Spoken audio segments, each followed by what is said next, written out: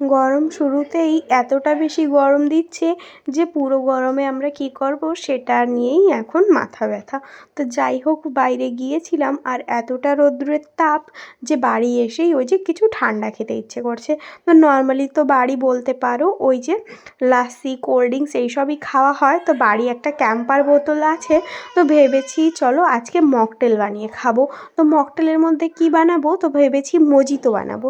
তো আজকে চলো মজিতো বানাচ্ছি আর তোমাদের সঙ্গেও মজিতো বানানোটা শেয়ার করছি। তো এখানে প্রথমে নিয়ে নিয়েছি একটা লেবু, তোমরা যে কোনো লেবুই নিতে পারো। তো এখানে লেবুটাকে ভালো করে ছোট ছোট কিউবে কেটে নেব। আর জানো তো গরমের সময় ওই যে নর্মাল জলের থেকে কেন জানি না কোল্ড ড্রিঙ্কস, লস্যি, ছাঁচ এইসবই ভালো লাগে, আমের পান্না এইসবই ভালো লাগে, আম পোড়া শরবত। তো এইসব তো খাবোই, পুরো গরম যেহেতু এখনও পড়েই আছে। তো আজকে একটু ভেবেছি এই যে বাইরের থেকে এসেছি তো অনেকটাই গরম লাগছে, জলে না ঠান্ডা জলে গরমটা বেশ কাটছে না। তো ভেবেছি মজিতো বানাবো। তো এখানে দেখতেই পাচ্ছ লেবুটা কেটে নিয়েছি আর এখানে দেখতে পাচ্ছ নিয়ে নিয়েছি পুদিনা পাতা। তো বেশ অনেকটাই পুদিনা পাতা নিয়ে নিয়েছি। আর যেহেতু এই প্লাস্টিক গিলাসেই সবাইকে সার্ভ করব, তো এই ডাইরেক্ট প্লাস্টিক গিলাসেই বানিয়ে নিচ্ছি। তো এদিকে দেখতে পাচ্ছ যেহেতু আমি, মা বাবা আর ভাই আমরা চারজনেই খাবো, আর আমার ছেলেকে তো দেবো না, এতটা ঠান্ডা ওকে দেওয়া ভালো হবে না। তো এখানে দেখতে পাচ্ছ এই যে কিউব কিউব করে কেটে রেখেছিলাম লেবু। তো সর্বপ্রথম লেবুটা দিয়ে দিয়েছি গ্লাসে আর এখন দিয়ে দিচ্ছি ওই যে পুদিনা পাতা। তো বেশ 4-5টা করে এখানে আমি পুদিনা পাতা দিয়ে দিয়েছি। আর এখন দিয়ে দিচ্ছি এই যে চিনি। তো 1 চামচ মতো করে চিনি দিচ্ছি আর একটু বিট লবণ দিয়েছি বন্ধুরা। তারপরে এই যে একটা বেলনির সাহায্যে এইটাকে একটু থেতো করে নিচ্ছি। তো বেলনির সাহায্যে একটু থেতো করে নিচ্ছি, ওই যে পাতাগুলো একটু থেতো করা হয়ে যাবে আর লেবুর রসটাও বেরিয়ে যাবে।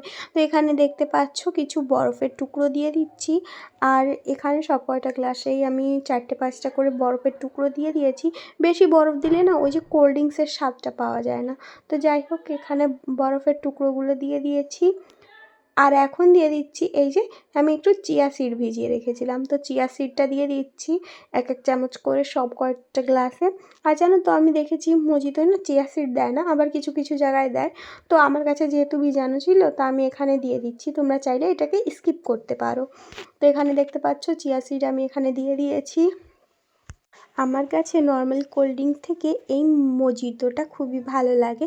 তো প্রায় আমি বাড়ি বানিয়ে থাকি। তো এই যেহেতু বাবার বাড়ি এসেছি, তো মা বাবাকেও একবার বানিয়ে খাওয়াবো।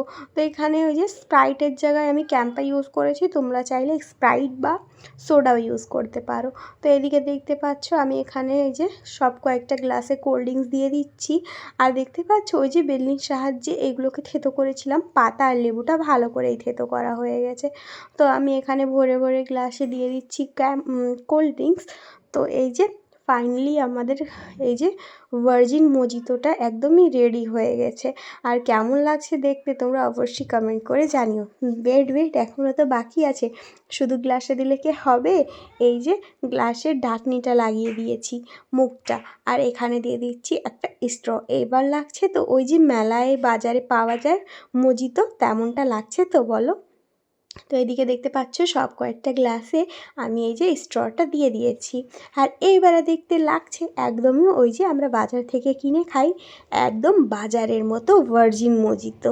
তো আজকের ভিডিওটা তোমাদের কেমন লেগেছে অবশ্যই কমেন্ট করে জানিও। আমার চ্যানেলে নতুন থাকলে প্লিজ চ্যানেলটিকে সাবস্ক্রাইব করে আমার বন্ধু হয়ে আমার পাশে থেকে যেও। আজকের মতো ভিডিওটা এইটুকু।